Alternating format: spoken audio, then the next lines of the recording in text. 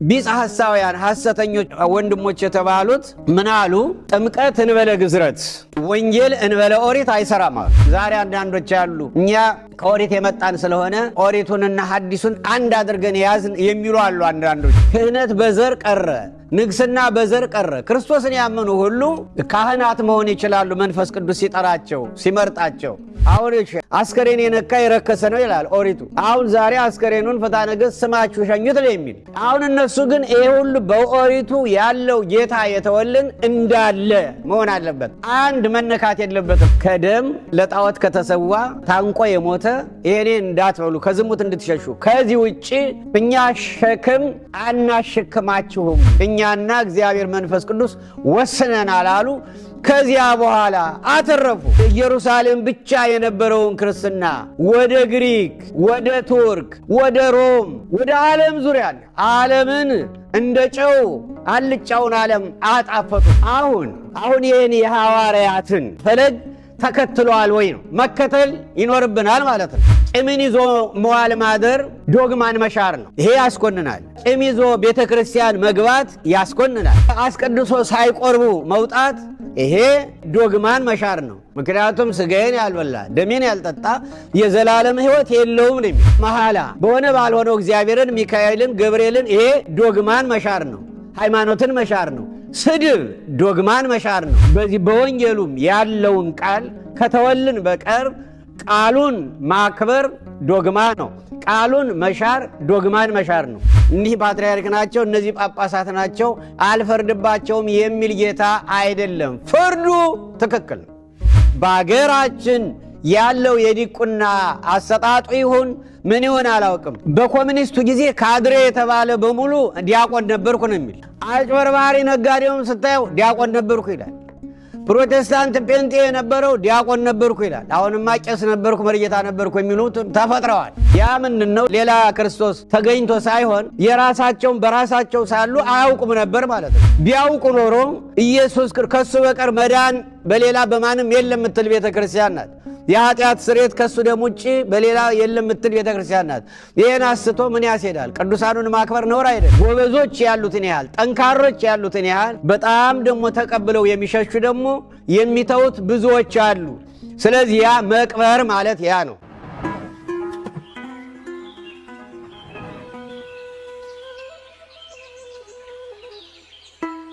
በስመ አብ ወወልድ ወመንፈስ ቅዱስ አሃዱ አምላክ አሜን። ቅዱስ ቅዱስ ቅዱስ እግዚአብሔር ጸባኦት ፍጹም ምሉእ ሰማያተ ወምድረ ቅድሳተ ስብሐቲከ። በሰማይም በምድርም ምሉእ የሆነ የጌትነት ክብሩና ምስጋናው በሰማይና በምድር ምሉእ የሆነ ፍጹም አሸናፊ የሰራዊት ጌታ ሕያው እግዚአብሔር ስለ አምላክነቱ ስለ መግቦቱ ሁሉን ቻይ ስለሆነው መለኮታዊ ድንቅ ስራው ከሰው አእምሮ በላይ ስለሆነው መለኮታዊ አኗኗሩ ስለ ምሕረቱ ስለ ቸርነቱ ስለ አባታዊ ፍቅሩ ክብር ምስጋና ለዘላለሙ ለሱ ይሁን። እግዚአብሔር መንፈስ ቅዱስ እስካሁን በቸርነቱ በመውጣት በመግባታችን ሁሉ ጠብቆን በሰላም አቆይቶን እስካለንባት ሰዓት ድረስ እንዳቆየን አሁንም በመካከላችን ተገኝቶ እሱ ራሱ እንዲያስተምረን ቃሉን ምስጢሩን እንዲገልጥልን ቅዱስ ፈቃዱ ይሆንልን። አሁን ወደ ተለመደው ወደ ጥያቄያችን እንሄዳለን። እሺ፣ ብፁዕ አባታችን ቡራኪው ይድረሰኝ። የዛሬው ጥያቄ በማቴዎስ ወንጌል ምዕራፍ 25 ከቁጥር 14 ጀምሮ ያለው ምንባብ ላይ ነው እና እዛ ምንባብ ላይ 3 ምሳሌዎች አሉ። የመጀመሪያው ምሳሌ አንዱ ከተሰጠው 5 አትርፎ 10 አደረገ ይላል። ሁለተኛውም ከተሰጠው 2 4 አተረፈ ይላል። የሶስተኛው ግን ከተሰጠው አንዱ ያንንም ቀበረ ይላል እና ይህ የምን ምሳሌ ነው? ይህንን ቢያብራሩልን ብዬ ነው አባታችን። መልካም። ሙሉ ታሪኩን በዚያው በወንጌሉ ብናነበው ጥሩ ይሆናል። እንደተባለው የነገው እሁድ ገብርኄር ይባላል። ከደብረ ዘይት ቀጥሎ ያለው እሁድ ገብርኄር ነው የሚባለው። ደገኛ አገልጋይ ማለት ነው። ታማኝ አገልጋይ ማለት ነው። አሁን ያንተን ጥያቄዎች ለመመለስ ብናነበው ጥሩ ነው። የማቴዎስ ወንጌል ምዕራፍ 25 ከቁጥር 14 ጀምሮ ያለውን እናነበው። ወደ ሌላ ሀገር የሚሄድ ሰው አገልጋዮቹን ጠርቶ ያለውን ገንዘብ እንደሰጣቸው እንዲሁ ይሆናልና ለእያንዳንዱ እንደ አቅሙ፣ ለአንዱ 5 መክሊት፣ ለአንዱ 2፣ ለአንዱም 1 ሰጠና ወደ ሌላ አገር ወዲያው ሄደ። 5 መክሊትም የተቀበለው ሄዶ ነገደበት፣ ሌላም 5 አተረፈ። እንዲሁም 2 የተቀበለው ሌላ 2 አተረፈ። 1 የተቀበለው ግን ሄዶ ምድርን ቆፈረና የጌታውን ገንዘብ ቀበረ። ከብዙ ዘመንም በኋላ የእነዚህ አገልጋዮች ጌታ መጣና ተቆጣጠራቸው። 5 መክሊት የተቀበለውም ቀረበና ሌላ 5 መክሊት አስረክቦ ጌታ ሆይ 5 መክሊት ሰጥተኸኝ ነበር፣ እነሆ ሌላ 5 መክሊት አተረፍኩበት አለ። ጌታውም መልካም አንተ በጎ ታማኝም አገልጋይ፣ በጥቂቱ ታምነሃል፣ በብዙ እሾመሃለሁ፣ ወደ ጌታህ ደስታ ግባ አለው። 2 መክሊትም የተቀበለው ደግሞ ቀርቦ ጌታ ሆይ 2 መክሊት ሰጥተኸኝ ነበር፣ እነሆ ሌላ 2 መክሊት አተረፍኩበት አለ።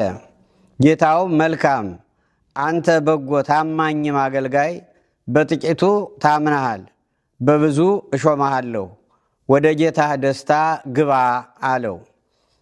1 መክሊትም የተቀበለው ደግሞ ቀርቦ ጌታ ሆይ ካልዘራህባት የምታጭድ ካልበተንህባትም የምትሰበስብ ጨካኝ ሰው መሆንህን አውቃለሁ። ፈራሁም፣ ሄጄም መክሊትህን በምድር ቀበርሁት፣ እነሆ መክሊትህ አለህ አለ። ጌታው መልሶ እንዲህ አለው፣ አንተ ክፉና ሐኬተኛ አገልጋይ፣ ካልዘራሁባት እንዳጭድ ካልበተንሁባትም እንድሰበስብ ታውቃለህን? ስለዚህ ገንዘቤን ለለዋጮች አደራ ልትሰጠው በተገባህ ነበር። እኔም መጥቼ ያለኝን ከትርፉ ጋር እወስደው ነበር። ስለዚህ መክሊቱን ውሰዱበት፣ 10 መክሊትም ላለው ስጡት፣ ላለው ሁሉ ይሰጠዋልና ይበዛለትማል፣ ከሌለው ግን ያው ያለው እንኳ ይወሰድበታል። የማይጠቅመውንም አገልጋይ በውጭ ወዳለው ጨለማ አውጡት፣ በዚያ ለቅሶና ጥርፍ ማፋጨት ይሆናል ነው የሚለው። እንግዲህ በዚህ ምንባብ ውስጥ እንደው ወደ አንተ ጥያቄ ከመሄዳችን በፊት ጌታ እውነተኞች ነጋዴዎችን፣ ጎበዝ ነጋዴዎችን ነው እዚህ ላይ ምሳሌ ያደረገው። አንዳንድ ነጋዴዎች፣ የሀገራችን ነጋዴዎች ቆረቡ ሲባሉ እኔ ነጋዴ ነኝ እንዴት አድርጌ ቆርባለሁ የሚሉ አሉ። ጌታ ግን ንግድን ባርኮ ነው ለነጋዴዎች የሰጣቸው ይመስለኛል። ነጋዴዎች አንቆርብምም እኛ ንግድ ላይ ስላለን የሚሉ አንዳንዶቹ ስለሚዋሹ ይመስለኛል። ስለሚዋሹ ነው። ለምን አንድ ነጋዴ ለማትረፍ በግድ መዋሸት የለበትም እንዴ? 10 ብር ገዝቶ 12 ብር የሚሸጠው ከሆነ በቃ 12 ነው የሚሸጠው ብሎ መወሰን ነው። አሁን ለምሳሌ ባደጉ ሀገሮች ያሉ ነጋዴዎችን እንውሰድ። በእያንዳንዱ በሚሸጠው ልብስም ይሆን ዕቃም ይሆን በእያንዳንዱ ዋጋው አለ፣ ተጽፎ ተለጥፏል። ዋጋው አለ። ያን ዋጋ አይተው ገዢዎች እንዳቅማቸው ነው። አቅማቸው የሚችል ከሆነ ይገዛሉ፣ የማይችል ከሆነ የሚችሉትን ዕቃ ይገዛሉ። ተጽፏል። ወረድልኝ፣ ቀንስልኝ፣ ጨምር የሚባል ነገር የለም። ይሄ የተለመደ ስለሆነ በቃ ንግድ ማለት ይሄ ነው። እና እውነቱን መናገር ነው እንጂ በእውነት የሚገባውን ትርፍ የድካሙን ትርፍ አትርፎ ያላግባብም ደግሞ ሌላውን እንዳይበዘብዝ እንዳያጭበረብር ተጠንቅቆ እግዚአብሔርን በፊቱ አድርጎ መስራት ነው እንጂ የንግድን ሥራ እግዚአብሔር አልከለከለም። ነጋዴዎች እንዳይቆርቡም እግዚአብሔር አልከለከለም። እና ይኸው ምሳሌ አድርጎ ነው ያቀረበው። ለአንዱ ጎበዝ ነጋዴ 5 መክሊት ሰጠው ነው የሚለው። እንግዲህ 5 መክሊት በዘመኑ 5 መክሊት ነው። በአሁኑ ሰዓት 500 ሺህ ሊሆን ይችላል፣ 5 ሚሊዮን ሊሆን ይችላል፣ 5 ቢሊዮን ሊሆን ይችላል፣ 500 ሊሆን ይችላል፣ እንደ አቅሙ ማለት ነው። እና ያም ሆነ ይሄ ጎበዝ ነጋዴ 5 የተሰጠው ተግቶ ሰርቶ ወጥቶ ወርዶ በእውነት ማለት ነው፣ በእውነት በላቡ በወዙ በድካሙ በትክክል እግዚአብሔርን በፊቱ አድርጎ የሚገባውን ትርፍ ሳይዋሽ በቃ የሚያተርፈውን እሱ ነው የሚያውቀው። ዋጋውን መጻፍ ነው፣ ዋጋውን መናገር ነው። ዋጋው ይሄን ያህል ነው አለቅ። አንድ ጊዜ ከተለመደም ለምንድን ነው እዚህ ሀገር ስለተለመደ የተጻፈውን አይተን መግዛት ነው እንጂ ቀንስልኝ እንዲበል እውነቱን ትንበል ምናምን የሚባል ነገር የለም። ይሄ ባላደጉ አንዳንድ ሀገሮች ያለ ጥሩ ያልሆነ ለክርስቲያናዊ ሕይወት የማይመች አካሄድ ነው። በዚህ ምክንያት ይመስለኛል እንጂ በእውነት እውነተኞች ነጋዴዎች በእግዚአብሔር ዘንድ የተባረኩ፣ የእውነተኞች ነጋዴዎች ትርፍ በእግዚአብሔር ዘንድ የተባረከ ነው። ይኸው እያየነው ነው። እና ስለዚህ 5 የተሰጠው 10 አድርጎ ተገኘ። ይኸው 5 ሰጠኝ ነበር፣ ወጥቼ ወርጄ በአንተ ፈቃድ 10 ሆነልኝ ይኸው ብሎ አስረከበ። አንተ ታማኝ እውነተኛ አገልጋይ ወደ ዘላለም ወደ ጌታ ደስታ ግባ ተባለ ይላል።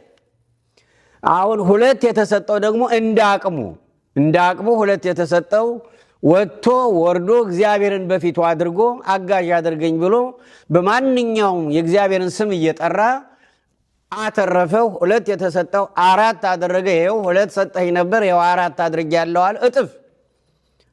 አሁንም አንተ ታማኝ እውነተኛ አገልጋይ ወደ ጌታ የዘላለም ደስታ ግባ ተባለ። 1 የተሰጠው ግን በጣም የሚገርም ነው። ከስንፍናውም በላይ ደግሞ መቅበሩ፣ ከመቅበሩም በላይ የሚገርም ነገር ነው። ያችን መክሊቷን ከመቅበሩም በላይ ደግሞ ንግግሩ ምንድን ነው ያለው?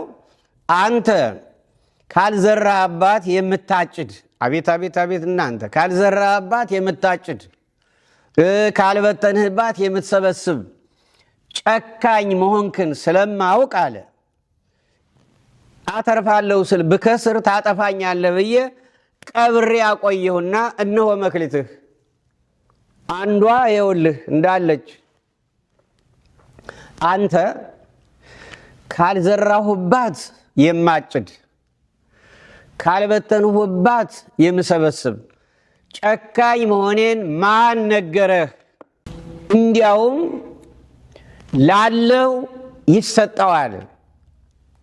ይችን አንዷን ወስዳችሁ 5 ተሰጦት 10 ላደረገው ስጡት አለ ጌታ። እሱን ግን ለዘላለም እረፍት ወደ ሌለው ጨለማ እና ስቃይ ወዲያ ጣሉት ብሎ ወደ ጨለማ ተጣለ ይላል። እግዚአብሔር ከዚህ ያድነን። አሁን አንዳንድ ጊዜ ታዲያ ላለው ይሰጠዋል ብሏል ይላል። በጣም ሰዎች አጨበርብረውም ዋሽተውም ቀምተውም ሀብታሞች ሊሆኑ ይችላሉ እና ከሀብት ላይ ሀብት ሊጨምሩ ይችላሉ። እና አንዳንድ ሰው ምን ይላል? አቤት እንዲያው ላለው ይሰጠዋል። እንዲያው ያ አይደለም። ላለው ይሰጠዋል የሚባል ለእውነተኛ ነጋዴ፣ በእውነት ሰርቶ ላተረፈ፣ በእግዚአብሔር ፊት አድርጎ ስራውን በእውነት ሰርቶ ላተረፈ ለእውነተኛው ነው እንጂ ላጭበርባሪው አይደለም። አምታቶም አጭበርብሮም ዋሽቶም ቀምቶም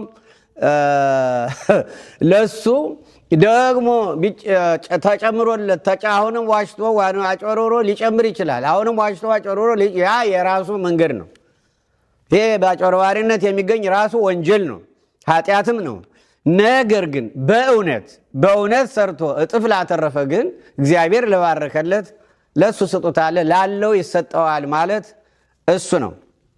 አሁን ወደ ጥያቄው እንሂድ። አሁን ይሄ 5 ተሰጦት 10 ያደረገው ምንድነው ነው አይደለም ጥያቄው? አዎ አባታችን። 2 ተሰጦት 4 ያደረገው ማን ነው? ምንድነው? 1 ተሰጦት የቀበረው ምንድነው? እንግዲህ በአባቶቻችን አተረጓጎም በቤተ ክርስቲያናችን 5 ተሰጥቶት 10 ያደረገው ሊቀ ጳጳስ ነው። ሊቀ ጳጳስ ያስተምራል፣ ያጠምቃል፣ ያቆርባል፣ ዲቁና ይሰጣል፣ ቅስና ይሰጣል። የሊቀ ጳጳስ ምሳሌ ነው። 2 ተሰጦት 4 ያደረገው ደግሞ የቄስ ምሳሌ ነው። ያስተምራል፣ ያጠምቃል፣ ያቆርባል እና የካህኑ የቄስ ምሳሌ ነው። 1 ተሰጦት የቀበራት ደግሞ የዲያቆን ምሳሌ ነው። የዲያቆን ምሳሌ ነው። ስለዚህ አሁን 5 ተሰጥቶት 10 ያደረገው ልክ እንደ ቅዱስ ጳውሎስ፣ እንደ ቅዱስ ዮሐንስ፣ እንደ ወንጌላውያን ወጥተው ወርደው ተርበው ተጠምተው ታስረው ተገርፈው እስከ ሞት ድረስ ደርሰው እግዚአብሔር መንፈስ ቅዱስ የሰጣቸውን አትርፈውበታል። ምእመናንን አትርፈውበታል። ቤተ ክርስቲያንን አትርፈውበታል። አሕዛብን ሕዝብና አሕዛብን አንድ በማድረግ የተገረዙና ያልተገረዙትን አንድ በማድረግ እግዚአብሔርን አክብረውበታል። እግዚአብሔርን አስደስተውበታል። እንደገና ደግሞ በሊቀ ጳጳሱ በኩል ደግሞ ስንሄድ ደግሞ ሲኖዶስ ሊሆን ይችላል። ምክንያቱም ትልቅ ኃላፊነትን 5 የተሰጠው ትልቅ ኃላፊነት የተሰጠውን ያመለክታል። ትልቅ ኃላፊነት የተሰጠውን ትልቅ ኃላፊነት በቤተ ክርስቲያን የተሰጠው ሊቀ ጳጳስ ወይም ቅዱስ ሲኖዶስ ነው። ያ ሲኖዶስ ደግሞ ተግቶ በመስራት በቤተ ክርስቲያን ዶግማው ምን እንደሆነ፣ ቀኖና ምን እንደሆነ፣ የአገር ልማድ ምን እንደሆነ ምእመናን ለይተው እንዲያውቁ። ለምሳሌ በመጀመሪያው ሲኖዶስ በሐዋርያት ሥራ ምዕራፍ 15 ላይ እንደምናየው በመጀመሪያው ሲኖዶስ አሁን ለወንጌል ትልቅ ፈተና የነበረው የቢጽ ሐሳውያን ትምህርት ነው። ቢጽ ሐሳውያን ማለት የሐሰተኞች ወንድሞች ማለት ነው። የሐሰተኞች ወንድሞች አስተምሮ ማለት ነው። የሐሰተኞች ወንድሞች አስተምሮ ማለት ምን ማለት ነው? ጌታ ሰው ሆኖ በምድር ላይ ተገልጦ ሲያስተምር ኦሪትን ከ4 ከፍሏታል። ባለበት የጸና አለ፣ ፍጹም የሆነ አለ፣ የተሻሻለ አለ፣ የተወልን አለ። የመጣውም ለዚህ ነው፣ በኦሪት ነው። ለምሳሌ አሁን ካልተገረዘ ሰው ጋር ሰላም መባባል፣ አብሮ መብላት፣ አብሮ መጠጣት ርኩሰት ነበረ። ለምጽ ከቆዳው ላይ ለምጽ ካለው አንድ ሰው ከዚያ ለምጻም ጋር ሰላም መባባል፣ አብሮ መብላት፣ አብሮ መጠጣት ርኩሰት ነበረ። ከአመንዝራዎች ከቀራጮች ጋር አብሮ መብላት፣ አብሮ መጠጣት እንደ ርኩሰት ይቆጠር ነበረ። አንዲት ሴት በየወሩ እንደረከሰች ትቆጠር ነበረ። በወለደች ጊዜ እንደረከሰች ይቆጠር ነበረ። አስከሬን የነካ ሰው እስከ 24 ሰዓት የረከሰ ነው ተብሎ የመንጻት ስርዓት ተደርጎለት ነበረ። አሁን ይሄ ሁሉ በጣም ከባድ ነበረ። የባሪያ ሽያጭ ነበረ። ክህነት በዘር ነበረ። ንግስና በዘር ነበረ እና መጣና የኛ ጌታ እሱ ንግስና በዘር የነበረውን አስቀረ። ምክንያቱም እሱ ራሱ ሞአንበሳ ዘእም ነገደ ይሁዳ ከነገደ ይሁዳም በስጋ ስለተወለደ ከድንግል ማርያም ሰው ሲሆን ከነገደ ይሁዳም ስለሆነ እሱን ያመኑ ሁሉ የዳዊት ዘሮች ናቸው፣ ሶሎሞናውያን ናቸው። እንደገና ደግሞ ክህነት ከነገደ ሌዊ ብቻ ነበረ። ከነገደ ሌዊ ብቻ የነበረውን እሱም ከነገደ ሌዊም ስለተወለደ በስጋ ክርስቶስን ያመኑ ሁሉ ሌዋውያን ሆነዋል። ሌዋውያን ሆነዋል። አሁን ክህነት በዘር ቀረ፣ ንግስና በዘር ቀረ። ክርስቶስን ያመኑ ሁሉ ካህናት መሆን ይችላሉ። መንፈስ ቅዱስ ሲጠራቸው ሲመርጣቸው፣ መሪዎች የአገር መሪዎች ይሆናሉ። መንፈስ ቅዱስ ሲጠራቸው ሲመርጣቸው። ወንድም ዕብራዊ ባሪያ ብትገዛ 6 ዓመት ገዝተህ በ7ኛው ዓመት ነፃ አውጣው ይል ነበር። ያ ቀረ። ገላትያ እንደሚነግረን ባሪያ፣ ጨዋ፣ ነጭ፣ ጥቁር፣ ሴት፣ ወንድ፣ ዕብራዊ፣ ግሪካዊ፣ ሮማዊ ማለት የለም። በክርስቶስ አምናችሁ የተጠመቃችሁ ሁሉ በስሙ አምናችሁ የተጠመቃችሁ ሁሉ አንዱን ክርስቶስን ለብሳችሁታልና አንድ ሰው ናችሁ ነው ያለ። ስለዚህ ንግስና በዘር ቀርቷል። ክህነት በዘር ቆጠራ ቀርቷል። የዋራ ሽያጭ ቀርቷል። ይህ ሁሉ የቀረ ነው። እንግዲህ መስዋዕተ ኦሪት ቀርቷል። ለምጽ አሁን የኃጢአት ለምጽ ነው እንጂ ከቆዳ ላይ ለምጽ አለ ብለን አንድን ሰው እንደረከሰ አንቆጥርም። እሱም ጋርም ደግሞ ሰላም አንባባልም አንልም። አሁንም አንዲትን ሴት በየወሩ ረከሰች አንልም። ቤተክርስቲያን እንዳትገባ የሆነውም በቀኖና ቤተክርስቲያን ስለ ንጽህና ነው እንጂ ረክሳ አይደለም። በወለደች ጊዜም ረከሰች አንልም። ምክንያቱም ያው በወለደች ጊዜም እንድታርፍ ሕፃኑ ማርፎ በቀኖና ቤተክርስቲያን ቢጽ ሐሳውያን ሐሰተኞች ወንድሞች የተባሉት ምን አሉ? ጥምቀት እንበለ ግዝረት፣ ወንጌል እንበለ ኦሪት አይሰራም አሉ። ጥምቀትን የምንቀበል ከሆነ ከግዝረት ጋር፣ ያለዚያ ያልተገረዘ ሰው ርኩስ ነው። አሁንም ቢሆን ርኩስ ነው። ጥምቀት አያነጻውም ብለው ነው የሚያምኑ። በአጠቃላይ አሁን እንዳልኳችሁ ደግሞ በዚህ በኦሪቱ በጣም ከባድ ዘሌዋውያን 10፣ 11፣ 12፣ 13 እስከ 15 ድረስ በአጠቃላይ ስናነበው በጣም ከባድ ነው። አሁን አስከሬን የነካ የረከሰ ነው ይላል ኦሪቱ። አሁን ዛሬ አስከሬኑን ፍትሐ ነገሥት ስማችሁ ሸኙት ነው የሚል። አሁን እነሱ ግን ይሄ ሁሉ በኦሪቱ ያለው ጌታ የተወልን እንዳለ መሆን አለበት። አንድ መነካት የለበትም። ዛሬ አንዳንዶች ያሉ እኛ ከኦሪት የመጣን ስለሆነ ኦሪቱንና ሐዲሱን አንድ አድርገን ያዝን የሚሉ አሉ። አንዳንዶች ጥሩ እየመሰላቸው ግን እንደዚህ አይደለም። ስለዚህ ሐዋርያት 5 መክሊት የተሰጣቸው ስለሆኑ በመጀመሪያው ሲኖዶስ በኢየሩሳሌም ሲኖዶስ ተሰብስበው ውሳኔ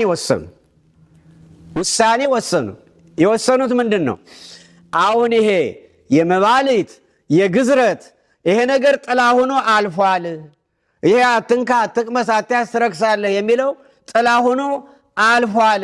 አሁን ዋናው ነገር ለጣዖት የተሰዋ እንዳትበሉ፣ ከዝሙት እንድትሸሹ፣ ለጣዖት የተሰዋ እንዳትበሉ። ምክንያቱም ለጣዖት የተሰዋውም የረከሰ ሆኖ ሳይሆን ይላሉ፣ የረከሰ ሆኖ ሳይሆን ያ ጠንካራ እምነት ከሌላችሁ ይላሉ ሐዋርያት፣ ጠንካራ እምነት ከሌላችሁ ያ መንፈሱ በምግብ አብሮ እንዳይገባ እና ደምን ደግሞ እንዳትበሉ ሐዋርያት የወሰኑት ይሄን ነው። ደምን እንዳትበሉ ያልነውም ያ ደም በተፈጥረው የረከሰ ሆኖ ሳይሆን በውስጡ ነፍስ ያለችበትና በውስጡ ጤንነት ስለሌለው ነው፣ ለጤና ጎጂ ስለሆነ ነው ብለው ወስነዋልና ከደም ለጣዖት ከተሰዋ ታንቆ የሞተ ይሄኔ እንዳትበሉ፣ ከዝሙት እንድትሸሹ። ከዚህ ውጪ እኛ ሸክም አናሸክማችሁም። እኛና መንፈስ ቅዱስ በሲኖዶሳችን ተነስተን እኛና መንፈስ ቅዱስ ነው። ሁልጊዜ 5 መክሊት የተሰጠው ነጋዴው እግዚአብሔርን በፊቱ አድርጎ እንደሚነግድ ሁሉ አሁንም በነጋዴ የተመሰሉት ጳጳሳት፣ ሊቃነ ጳጳሳት፣ ቅዱስ ሲኖዶስ ደግሞ እግዚአብሔር መንፈስ ቅዱስን ሁልጊዜ አብሮ ይዞ ነው እኛና እግዚአብሔር መንፈስ ቅዱስ ወስነናል አሉ። ከዚያ በኋላ አተረፉ።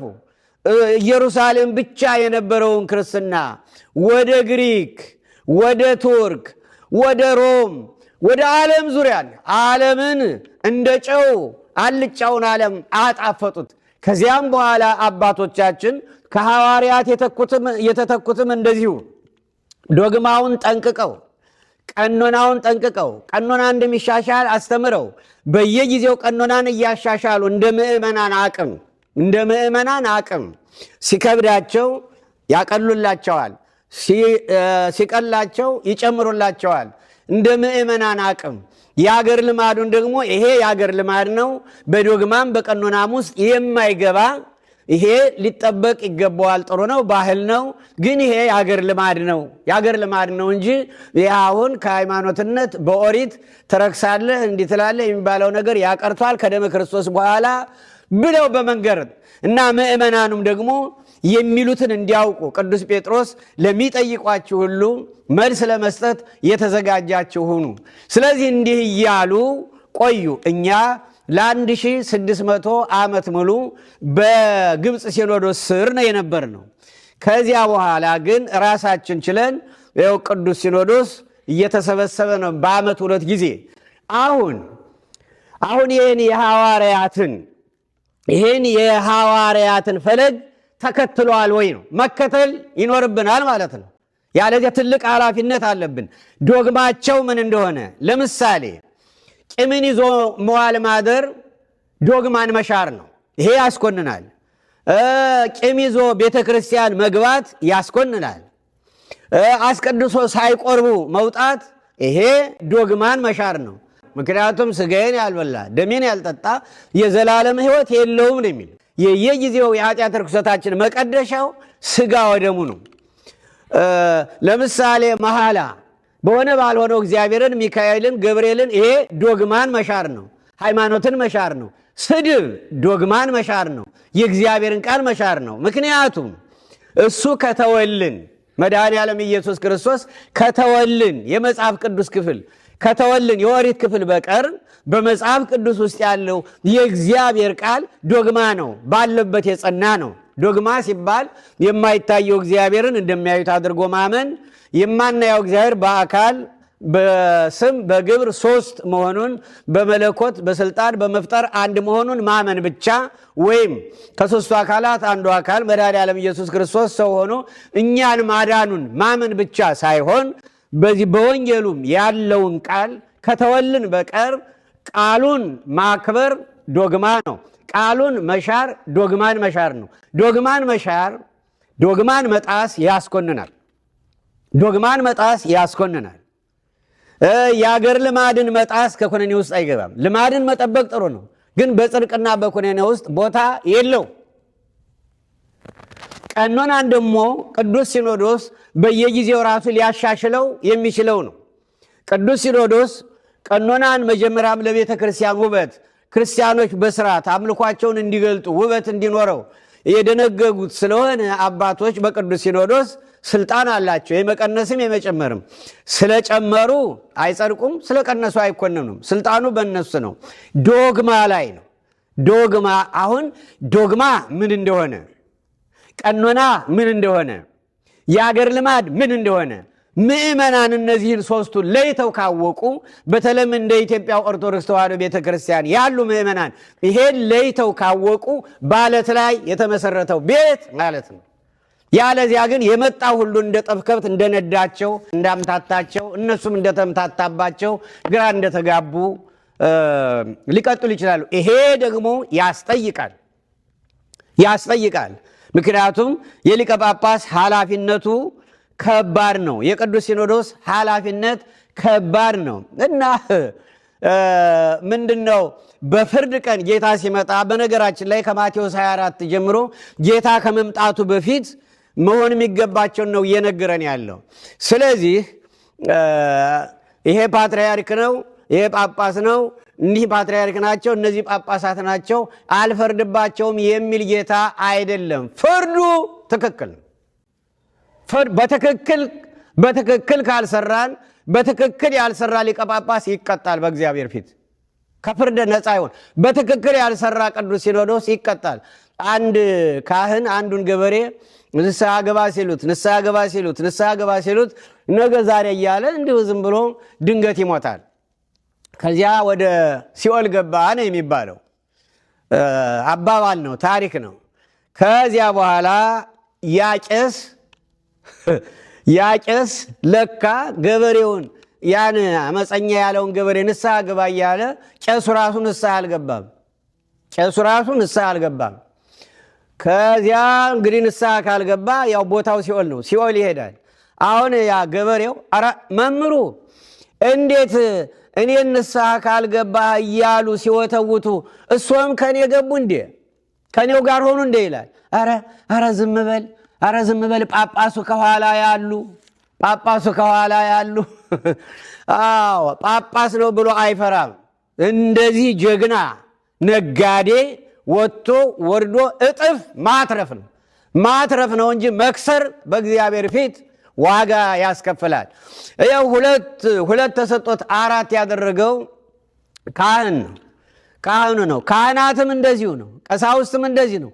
ከፍርድ አያመልጡም። ስለዚህ ኃላፊነቱ ከባድ ስለሆነ ምእመናኑን የንስሐ ልጆቻችንን የተሰጠንን ኃላፊነት ወጥተን ወርደን ደክመን በመንፈስ ቅዱስ ፊት የተገቡ ለመንፈስ ቅዱስ የተመቹ በንስሐ በቅዱስ ቁርባን በቅድስና እንዲኖሩ በማድረግ የተመቹ አድርገን ማቅረብ ያሸልማል። ያ የሆነ እንደሆነ አንድ የተሰጠው ደግሞ ዲያቆን ነው። በተለይ በኢትዮጵያ ኦርቶዶክስ ተዋሕዶ ቤተክርስቲያን የዲቁና ስጦታ የዲቁና ጸጋ በጣም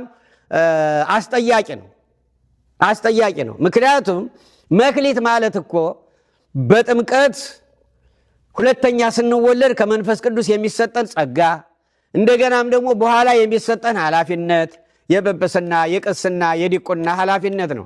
ለምሳሌ የዲቁናን ኃላፊነት የተወጡ በሐዋርያት ሥራ ምዕራፍ 6 ላይ ስናይ 8,000 ክርስቲያኖችን ይመሩ የነበሩ የእነሱ ሊቀመንበር ቅዱስ እስጢፋኖስ ሆኖ ይመሩ የነበሩ ዲያቆናት አስደናቂዎች ነው የነበሩ።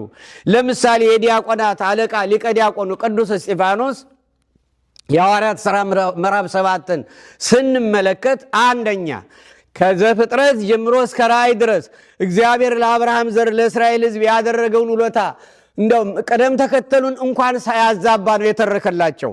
ሌላው ደግሞ በጣም በሚገርመው ልክ ጌታውን ተከትሎ እየቀጠቀጡት በድንጋይ እየወገሩት እየገደሉት የሚያደርጉትን አያውቁምና ይቅር በላቸው ብሎ ቀና ሲል ሰማያት ተከፍቶ መድኃኔዓለም ኢየሱስ ክርስቶስን አየው።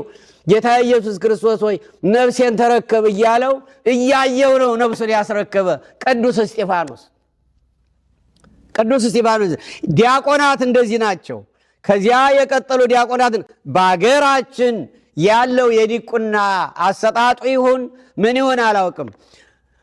በኮሚኒስቱ ጊዜ ካድሬ የተባለ በሙሉ ዲያቆን ነበርኩ ነው የሚል ዲያቆን ነበርኩ ነው። አጭበርባሪ ነጋዴውም ስታየው ዲያቆን ነበርኩ ይላል። ፕሮቴስታንት ጴንጤ የነበረው ዲያቆን ነበርኩ ይላል። አሁንማ ቄስ ነበርኩ መርጌታ ነበርኩ የሚሉት ተፈጥረዋል። ያ ምንድነው? ሌላ ክርስቶስ ተገኝቶ ሳይሆን የራሳቸውን በራሳቸው ሳሉ አያውቁም ነበር ማለት ነው። ቢያውቁ ኖሮ ኢየሱስ ከሱ በቀር መዳን በሌላ በማንም የለም የምትል ቤተክርስቲያን ናት። የኃጢአት ስርየት ከሱ ደም ውጪ በሌላ የለም የምትል ቤተክርስቲያን ናት። ይሄን አስቶ ምን ያስሄዳል? ቅዱሳኑን ማክበር ነውር አይደል? ስለዚህ ዛሬ መርጌታ ነበርኩ ቄስ ነበርኩ የሚሉም ተፈጥረዋል። ስለዚህ አሁን ባጭሩ በዲቁና በኩል ስናየው በጣም ኃላፊነቱ የተዘነጋ ይመስላል። ጎበዞች ያሉትን ያህል ጠንካሮች ያሉትን ያህል በጣም ደግሞ ተቀብለው የሚሸሹ ደግሞ የሚተውት ብዙዎች አሉ። ስለዚህ ያ መቅበር ማለት ያ ነው። መክሊትን መቅበር ማለት የተሰጠንን ኃላፊነት በስራ ላይ አለማዋል ማለት ነው። ትርፍ አለማትረፍ ማለት ነው። በእግዚአብሔር ፊት ኃላፊነታችን አለመወጣት ማለት ነው። በሌላ በኩል ወገኖች አገራችን ኢትዮጵያንም ስናይ የኛ መክሊታችን ናት። አገራችን ኢትዮጵያ መክሊታችን ሆና አሁን ትልቁ ሀብቷ ኒኩሌር ቦምብ አይደለም። ትልቁ ሀብቷ በአሜሪካን ሀገር እንደምናየው የፋብሪካ ብዛት አይደለም። ትልቁ ሀብቷ ሳይንቲስቶች አሁን የሚያውቁትን ዕውቀት አይደለም። ትልቁ ሀብቷ የመጀመሪያው እግዚአብሔር ነው። ትልቁ ሀብቷ እግዚአብሔር ነው። ሰው የሆነው አምላክ መድኃኔዓለም ኢየሱስ ክርስቶስ ነው። ትልቁ ሀብቷ እግዚአብሔር ነው። ትልቁ ሀብቷ ሃይማኖት ነው። በእምነቷ በእግዚአብሔር ቸርነት እሱን በማመን በክርስቶስ ደም ያገኘችው ሀብቷ ደግሞ ፍቅር ነው፣ አንድነት ነው። ስለዚህ ያ መክሊት በአግባቡ የተያዘ ስለነበረ እግዚአብሔርን መያዝ ማለት እምነትን አጽንቶ መያዝ፣ በእምነት መጠንከር፣ በእግዚአብሔር ቸርነት በእምነት የተገኘውን ፍቅር ደግሞ አንድ አድርገው በመያዝ አንድነታቸውን አንድ አድርገው ይዘው ስለነበረ አንድ ሆነው በመስራታቸው አድዋ ላይ የመጣውን በመጣበት መለሱ። አድዋ ላይ የመጣውን በመጣበት መለሱ።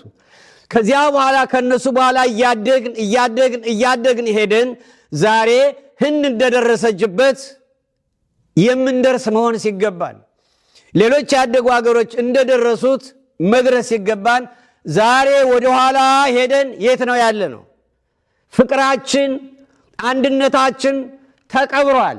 ስለዚህን የተቀበረውን ማውጣት አለብን። ታዲያ ይህን የቀበርነውን ማን ያውጣው? በሲኖዶስ ደረጃ የቀበርነው ካለ ማውጣት ነው። በቅስና ደረጃ የቀበርነው ካለ ማውጣት ነው። በዲቁና ደረጃ የቀበርነውን ማውጣት ነው። በአገር ደረጃ የቀበርነውን ማውጣት ነው። በእውነቱ ይሄ መክሊት 5 የተሰጠው መክሊት ከባድ ኃላፊነትን ያሳያል። ያ ከባድ ኃላፊነት ምንድን ነው? የሀገራችን መሪዎች ናቸው። የፖለቲካ አንጋፋዎች ናቸው። ፖለቲከኞች ናቸው። ባለ ሀብቶች ናቸው። የነዚህ ሁሉ ድምር ነው የተቀበረብንን እግዚአብሔር ሊያወጣልን የሚችለው በእነዚህ ሁሉ ድምር ነው። ስለዚህ ወገኖች በቤተ ክርስቲያናችንም አንድ ሆነን የቀበርነውን ነገር ሁሉ እኛ ካላወጣ ነው ምዕራባውያን አያወጡልንም። እኛ ለማውጣት ካልተዘጋጀን እግዚአብሔር ሊያወጣልን አይችልም። በደጅ ቆሜ አንኳኳለሁ የሚከፍትልኝ ባገኝ እገባለሁ ነው ያለው ወገኖች። ስለዚህ በደጅ ቆሞ እያንኳኳ ነው እንክፈትለት። በትዳራችሁ የተቀበረ ፍቅር ካለ እሱ ያወጣዋል። በባልንጀርነት የተቀበረ ፍቅር ካለ እሱ ያወጣዋል። በጉርብትና የተቀበረ ፍቅር ካለ እሱ ያወጣዋል። በማህበራዊ ኑሮአችን የተቀበረብን መልካሙን ነገር ሁሉ መድኃኔዓለም ኢየሱስ ክርስቶስ እሱ ያወጣዋል። የወደቀን ማንሳት፣ የሞተን ማንሳት፣ ሕይወት ለሌለው ሕይወትን መስጠት እሱ ያውቅበታል። የኛ ጌታ ያውቅበታል። ያልነበረን እንዲኖር ማድረግ ያውቅበታል። ግን በደጅ ቆሜ አንኳኳለሁ የሚከፍትልኝ ባገኝ እገባለሁ። ስለዚህ የኛን ነፃ ፈቃድ ግን እሱ አይጋፋም። ነፃ ፈቃዳችን ተጠቅመን ልባችን እንክፈትለት።